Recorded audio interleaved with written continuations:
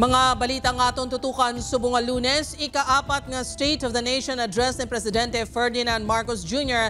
ginhiwat subong nga hapon. Mga Ilonggo may magkatuhay nga opinyon sa naging performance ni President Ferdinand Marcos Jr. sona sang presidente gintutukan sa mga residente.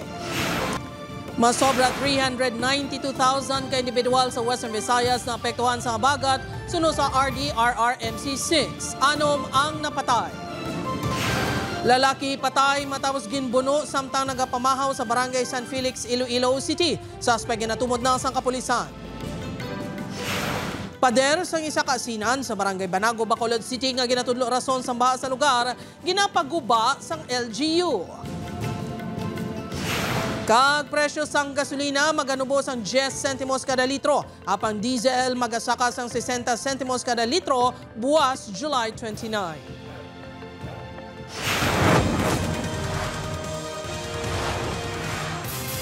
Ini ang GMA Regional TV, One Western Visayas.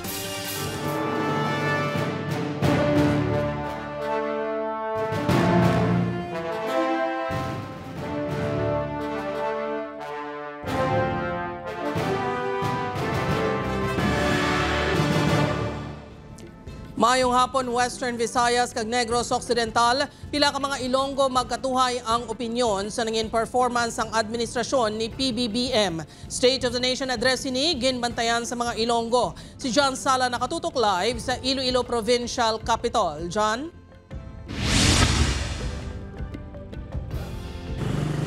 Jerd, pagpanubo sa presyo sa mga balaklon, pagpataas ang sweldo, kag pagbulig sa mga pigado. Pila lang ini sa mga luyag hatagan igtalupangod sa mga Ilonggo sa ika-4 nga State of the Nation address ni Presidente Ferdinand Marcos Jr. Dako ang pagpasalamat ni Nanay Ninfa bangod sa mga proyekto sang PBBM administration. Lakip sa mga ini ang pagpasangkad sa Comprehensive Agrarian Reform Program. Isa ini sa mga benepisyaryo sang programa. Ma'am, hatagan ta siya sa grade 1 to 10. 1 pinakanubo, 10 pinakataas. Ano nga grade o grado ang mahatag mo sa iya, ma'am? Pwede man 8. 8 tungod kay? Kay mga promises yan nga iba na tupad yaman.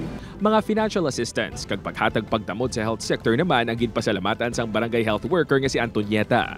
Ang mga tulong na ginagawa niya, ang pang-ulad kumisa ng mga yung binago niya mga financial activities natin. Sining hapon ginpatigayon ang ika-4 nga State of the Nation address ni PBBM. Apang ang isa ka pari isang IFI, hindi kumbinsido nga matuman ang kaundan sini. Based sa assessment namo niya, no, failure, no. Madamo sang mga problema nga wala ma-address. Antes ang SONA, ginpahayag sang Dean sang UP National College of Public Administration and Governance nga si Dr. Christopher Berse na posible manginsentro ang 20 peso PBBM rice, pagpanubo sa inflation rate kag ang mga flood control projects. Halimbawa, di ba last year na ang isa sa major na pasabog niya sa SONA yung pag-ban sa Pogo. Siguro magandang marinig. Ngayon din, kung ano ba ang naging resulta ng ban na yun. No? Meron pang economic gains, napala natin doon. Pasado naman ang performance ng presidente para kay Dr. Berse. Yes, we're doing a lot, but there's still a lot of problems on our plate. So, until ma-address yung mga problema na yun, hanggang doon lang muna tayo sa passing level. 1 to 10, siguro mga 5 or 6. Nagpatigayon man sa mga hublag protesta ang nagkalain-lain ng mga progresibo ng grupo. Subong manang na narisari ng mga forum kadungan sang SONA sang presidente. Sa Iloilo City, pagpabarato sa presyo sa mga balaklon kag disente nga mga pabalay ang pila lang sa panawagan sa mga progresibo ng grupo nga nagrally sa Dalan Luna La Paz sa ila State of the People's Address. Sa Bacolod City, nagmarcha man halin sa Capitol Lagoon padulong sa Bacolod City Public Plaza ang pila ka mga progresibo nga grupo. Pila lang sa mga panawagan sa mga nagpasakop among dugang nga saka sa sweldo. Dugang mga programa para sa mga mangunguma kag pagpauntat na sang militarisasyon.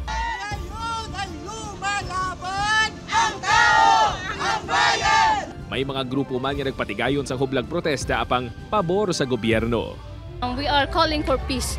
Sa kaalaman ng lahat na meron pong CPP-NPA na gumagawa po ng ingay o gumagawa po ng gulo sa ating bansa. So, more progress. Tapos? Daw ano na nga to nga nation bala daw ka okay na. Satisfied man ko.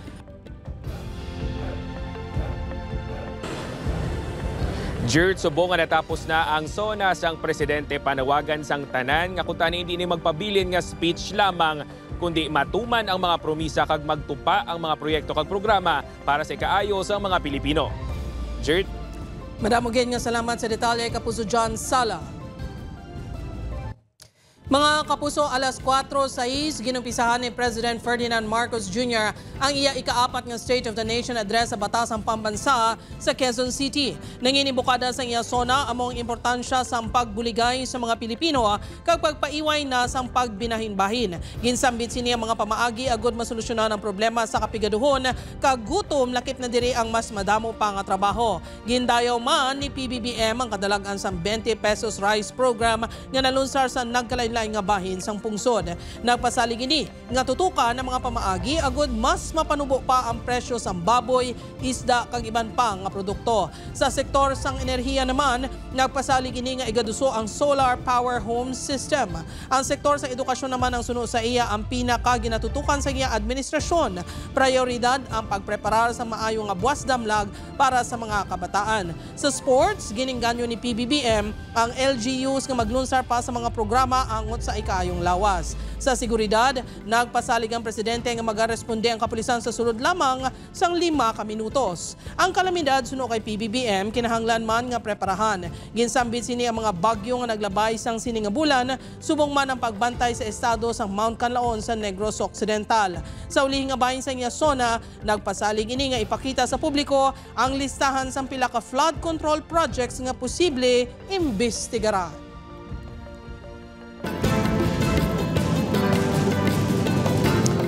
Lalaki nga nagapamahaw sang arroz caldo sa barangay San Felix City proper ginbuno patay. Pamilya nagasinggitan sang hustisya. Si Kim Salinas nakatutok. Daw kaangay nga ginkuha man ang iya kabuhi. Ini ang balatsyagon sang iloy ni Delphine Donito Jr., ang 25 anyos nga lalaki nga ginbuno patay sa barangay San Felix City proper pasado alas 3 Sabado sang kagahon. Suno sa iloy sini, madamo sang ginasudlan niya obra ang biktima para lang makabulig sa iya kag sa ilang mga himata.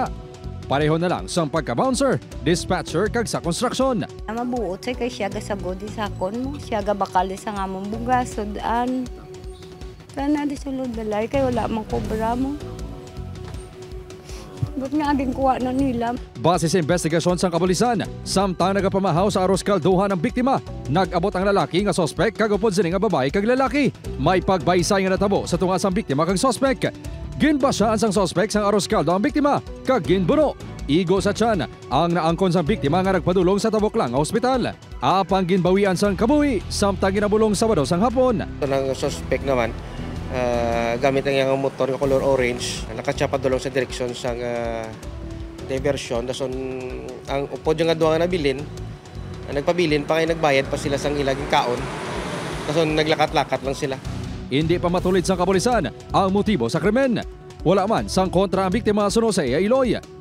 Masobray sa paka-oras sang gin-report ang insidente sang pagpangbuno diri sa bahin sang barangay San Felix City proper. Suno sa kapulisan, tuman kay importante nga gilayon ma-report ang anuman nga krimen sa posibilidad nga madakpan pa ang sospek. Ang aton nga tropa sa nga moto nga time is 2 to 4 ang ila deployment. Diri lang sila sir lapit sa may fishport. Dako gid sira nga posibilidad nga malagas pag ginaton niya ang suspect. Patag sang tagiya sang arroz kalduhan nga wala na nagatubang sa kamera. Naghuna-huna ini nga natumba lang ang biktima kag wala na bunan. Ginklaro man sini nga hindi niya kilala ang suspect. May CCTV footage na nga nakuha ang kapulisan apang wala pa ini ginpagwa sa publiko. May ginakaptan naman nga screenshot ang himata sang biktima. Ipa-enhance pa sa kapulisan ang video agud matumod ang suspect kag mga kaupdanan sini. Padayon man ang backtracking sa iban pa nga CCTV footages. Handa magpasaka sang reklamo nga homicide ang pamilya batok sa suspect. Ginapanawagan man ang pagsungka sini. Ang ginamuyag ginabi. Maging pataya kay hindi man sa Diyos nga kuha yung kabuhi sang bata ko. Upod Caramel Porquia, Kim Salinas, 1 Western Visayas. Para sa dugang mga balita sa Negros kag Panay, mangin kaupod ta si Adrian Prietos. Adrian? Maraming salamat, Jerth, mga kapuso sa Bacolod City, Pader, sa isa kasinan ginatudurason sang pagbaha sa bahin sang Barangay Banago. Istruktura ginapaguba sa LGU. Yaring balita at ang gintutugan. Sa ginpatigay niya clearing operation sa Bacolod City LGU sang damlag lang sa pinaka-flood-prone barangay. Nakitaan ang ining pader sa higad sang baybay sa Barangay Banago. Natabunan sang pader ang drainage nga labayan kuntani sang tubig nga magailig diretso sa dagat. Sunod sa DPWH Bacolod City, bangon sa pader, nagabarang tubig sa outfall. May mga tamburong pag-iid sa tubang sang pader nga kinahanglan man ipaidalom sa clearing. Ini nga ang ginalantaw, isa sa makabangdanan sang baha sa lugar kag sa kaiping pa nga mga barangay kasubong sang Barangay Mandalagan kag Dalan Lacson. Gani, kinmando na sang ahensya kaupo ng LGU ang pagpaguba sang istruktura. Sa sinukuno nga adlaw, bukon gid nila ang outfall. Balik nulatan nila ilang apurman as soon as possible kuno iano nila. Ari makaron sir sa hapon ang maintenance para mag-check kag kami man day para mabalan namon kung ano gid lang ginakos ini sang basi may mga diklaging kami kinanglan. Yung tagaan sila 72 hours nga voluntary na i-go nila ang construction. May fence sila nag-construct nga nag-obstruct. Nagpasalig ang consultant sang nasambit nga asinan nga tutukan ang pagpaguba sa pader. May instruction na nada. Kung kayo na siya, susunod ko da, sir, ara na nada. Ang pila ka mga residente nga nagaantos sang baha sa kadamalain nga siyempo, nagalaom nga matigayon ang plano sang LGU. Ang gintampok na bala amo nang gahatag sang pagbahada ko maginulan. Tani ang mga kalog na bala limpyuhan kag butangan sang drainage para ang baha mahagan-hagan. Pagpatindog sa mga buildings, ang mga alagyan sang tubig ng mga gagmay, ginpangtabunan nila. Opo, Kiril Casillo, Adrian Priatos, One Western Visayas. Mga kapuso, may pagnubo sa presyo sang gasolina, apang may pagsaka naman sa presyo sang diesel, sumugod buwas July 29. Base sa datos ng mga oil company, ang presyo sang gasolina ang magabuhin sang 10 sentimos kada litro. Apang ang presyo sang diesel magasaka naman sang 60 sentimos kada litro. 40 sentimos man ang igasaka sa kada litro sang kerosene. Buwas sa aga, ipatuman sa mga oil company ang adjustment sa presyo sang gato.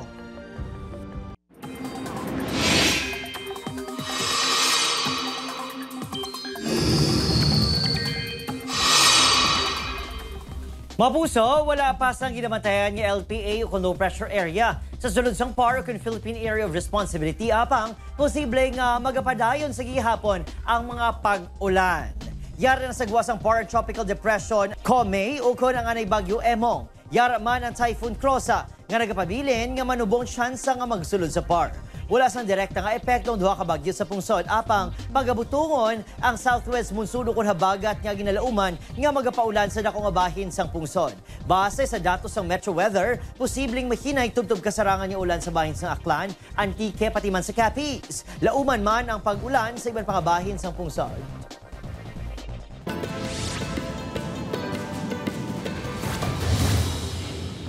Naglabot sa masobra tunga sa kilos ang syabong nga nagabalor sang 3.6 million pesos ang nakumpiskar sa drug buy-bust operation sa Barangay Sook, Arevalo, Iloilo City. Arestado sa operasyon sa alias Bensoy, 23 anyos, kag alias RM, 30 anyos, nga pareho nga taga-barangay Kalumpang Molo. Pila ka simana man nga ginpaidalom sa surveillance sa mga suspect nga ginapahayag mga distributor sang druga sa syudad kag probinsya sang Iloilo.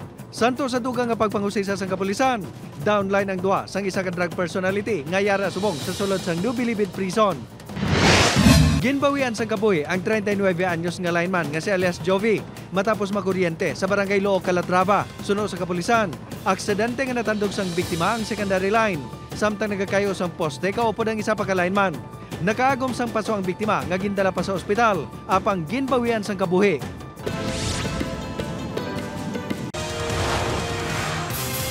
Ini ang GMA Regional TV, One Western Visayas. Mga kapuso, mga pamilya nga naapektuhan sa habagat sa Western Visayas nagdangan sa masobra 105,000. OCD6 nagahingi sa mga LGU nga i-review ang development plans nga nagapalala sa baha. Si Kim Salinas nakatutok. Guba nga mga pamalay, ginbaha nga mga lugar, kag palanghabian nga naapektuhan.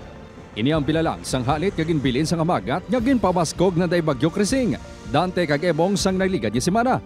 Sa datos ng Office of Civil Defense 6, naglabot sa masobra 105,000 ka mga pamilya ang naapektuhan sa malain nga tiyempo nga ginabugusan sang masobra 392,000 ka mga individual. 6 naman ang na-record nga napatay. Kalabanan diri ang pagkalumos. May 3 naman nga nagapabilin pa nga missing. 898 ka mga balay naman ang nagkalaguba.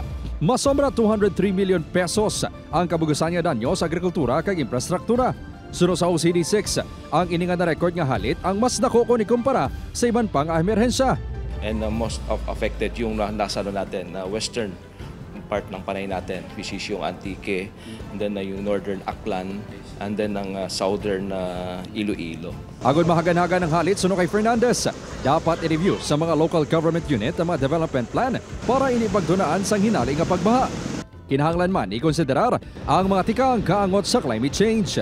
Ay sa development kasi yung yung na-impede yung natural flow of water, yung to protection yung coastal natin by planting more trees nga sa natin sa upstream natin.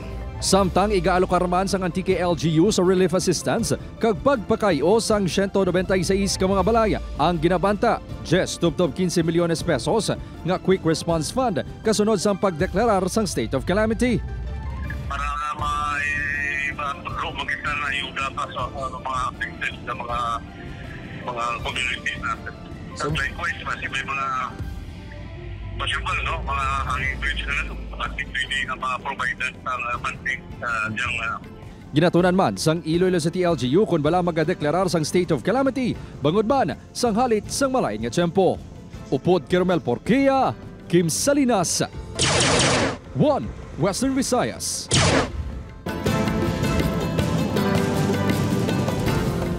Separado ang insidente sang pagpangawat sa sulod sang baligyan na hulikam sa Bacolod City kag Hinigaran. Yaring balita nga itong gintutukan. Sa kuwas ng CCTV sa sulod sang isa ka baligyan, makita nga nagapangtuki ang lalaki nga naka-jacket kag nakaputi nga kalo.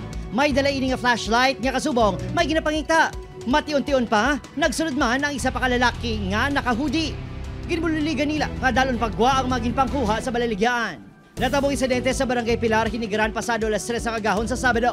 Sunod sa tag-iya, wala na batyagan sang iya-tiya nga nabuksan sang duha ka mga lalaking roll-up door kag nakasulod. Nabuksawan kami mga 5:30 a.m. Kag ito na na-notice ang tiya ko nga bukas na ang front sang amon nga store. Ginpukaw niya dahil ang husband ko. Ito, bigman sa discover nga may mga nadula. Bigman kami nga mga balikya. Nataban sang duha 3 kasako sa bugas, 4 ka box sang electrical wiring kag extension wire. Nakuha man sa mga suspect ang 10,000 pesos sa cash. Sunod sa kabrisan, posible nga ginplanuhan ang insidente. Isa yung sa inaano namin kung paano nila nabuksan yan. Kung merong opportunity, motive at saka yung instrumentality, siguro nakakita lang sila talaga. Dalawa lang naman yan either they are using a tool or yung may-ari nakalimutan. Sa Bacolod City, makita ang lalaki nga nakaluab kag nakabonet nga nagapanilag sa sulod sang baligyan sang medical supply. Mati-unti-on, nakakuha inisang tiyempo nga kuhaon ang nakadisplay nga community health nursing bag nga may maunod nga gamit para sa first aid nga nagabalor sang malapit 4,000 pesos. Wala na, nakita sa CCTV ang pagwas ng lalaki. Sunod sa kapulisan, bangod Domingo, pila lang ka mga empleyado naka-duty kag natabuan nga wala sang gwardya. They should be at least vigilant man sila, no? Hindi taman na masalig sa kapulisan, tanga, bantayan ta ina 24/7. May security guard gid sila nga ila, kay hindi taman na iya mapanugyan sa kapulisan, tanga mo magbantay balik sulod sa ila nga mga establishment. They should have a security guard nga alert gid nga magtan-aw, kay syempre that is very valuable ang ilang ginapangbaligya. Gitinguha sa news team nga makuhaan sang pahayag ang tag-iya kag mga empleyado apang nagpaiway ang mga ini nga magatubang sa kamera. Opod, Kiril Gasilio, Adrian Priatos, 1 Western Visayas. Sa iban pang balita, Barangay Tanod, gintiro ang kasilingan lakip na ang bata kagapos ang biktima sa Dumangas, Iloilo. Daan nga hiligutan ng ginatudlo motibo. Si John Sala nakatutok. Pila sa tiyan na naangkot sa 56 anyos nga anay barangay tanod sa barangay Sulangan, Dumangas, Iloilo nga ginkilala kay Samuel Adelantar matapos gintiro kahapon sang udto. Ang suspect mismo barangay tanod nga ginkilala kay Gary Sustento. Naglunta ng krimen sa ugsaran sang biktima. Sa una nga lupok, naigo dis tatay sa kilid. Ang ikaduwa, wala maigo sa tatay. Ang ikatatlo, ang manghod ko kag ang bata iya, ging tiro ya, ti mayad lang gani. Salamat manamon nga wala naigo ang duwa. Daan nga hiligot ano na ginalantaw nga motibo sang kapulisan. Ma-file ni kaso ang victim ang suspect against sa victim nga gintayaan sang lutang armas. So amo to siguro do amo nang ugat sa ilang nga hiligot anon. Apang panindugan ni Jessa, hindi matuod nga nanaya sang pusilang iamay. Sa baylo ginsita lang kuno sini ang suspect bangod sa pagpanggamo sini sa balay sang ilalola nga ugangan sang iamay. Nagreklamo man ang pamilya sang biktima bangod kasubo nga ginpabungul-bungulan sila sa mga kaupod nga barangay tanod sang suspect sang nangayo sila sang bulig. Ang sabat sa amon, kami pa mismo ang makagto didto sa barangay. Ti tanod sila sir. Anong ulubrahon nila sir? Ang sabat sang isa, may bisita sila. Ti tanod ka mo nga amon ang inyo yang nga isabat sa amon. Paga sa pulo naman sa punong barangay ang mga barangay tanod bangod sa insidente. Di pa mo na gusto ko sila maistorya kun nga Pero sa akon lang yung kuan-kuan man, ang akon no pag-analisar, kasi ginman why sila mag-react siguro. Kagi sila nasita man sila sa una ni Samuel. Gitingon sa news team mako ang bahin sang pamilya sang suspect apang wala sang tawo sa ilabalay. Kaso nga frustrated murder kag attempted murder ang atubangon sang suspect kapadayon pa ginaayam sang kapulisan. Upod kay Cirilo Duque, John Sala. 1 Western Visayas. Mga kapuso, patay ang 26 anyos nga security guard sa Iloilo International Airport matapos maaksidente sa ginadala sini nga motorsiklo. Nagluntad ang aksidente sa Airport Road sa Barangay Kadagmayan Norte, Santa Barbara, Iloilo sa Biyernes sang gabi. Ang biktima ang ginkilala lang sang kapulisan nga si alias Chris nga tumandok sa Badyangan, Iloilo. Base sa investigasyon sang Santa Barbara MPS, padulong sa airport ang biktima sa nakabunggo ang iyang motorsiklo sa Center Island. Wala kuno inisang helmet sa tiyon sang aksidente. Gindala pa sa ospital ang biktima apang wala na gid natabangan. Nang sa Center Island na bala sa giiran niya. So ang mutong rason nga natumba ni siya kag nabunggo man ang iyang ulo mismo sir sa gutter.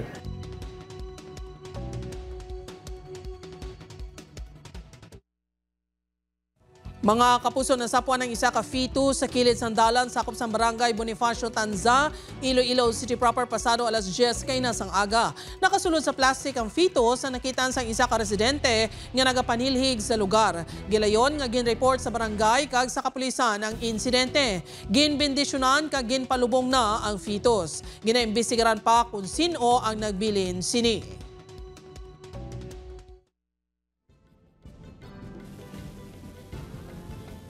Mga puso, nagsampay sa hunasan sakop sang Barangay Rizal, Tugisan, gimbal ang isa ka balyena pasado alas 5 kay inasang aga. Sunod sa Municipal Agriculture's Office, wala na sang gabuhi ang short-finned pilot whale sa ilang naabtan sa lugar. May klabo ni nga 14 katapak kag kabugaton nga 500 kilo. May mapilas inisa na kailangan nga bahin sang ilaw sa posible resulta sa mga baskog ng balod kag pagkabunggo sa matiga nga bagay. Posible nga nagtalang ang balyena bangod sa malayo tiyempo sa nagliligad ng inadlaw. Turnover na sa UP Visayas ang balyena nga natala na ipreserba.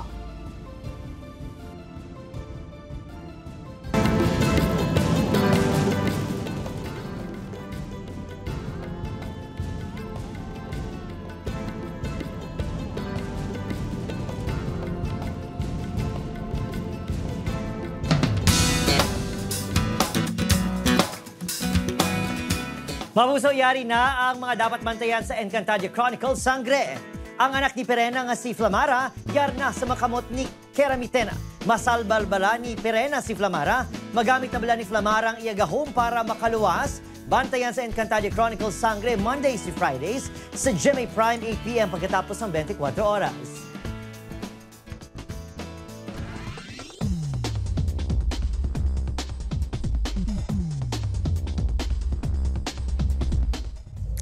Sa aton mga kapuso diri sa Western Visayas kag Negros Occidental, subong man sa aton mga kapuso abroad, madamo gid nga salamat sa pagtutok. Mag-isa kita kag hibalon ng mga balita tungod local news matters. Ako si Jethro Charlotte Tan, ini ang One Western Visayas, bugos nga puwersa para sa mas dako nga misyon kag mas masangkad nga pagserbisyo sa pungsod.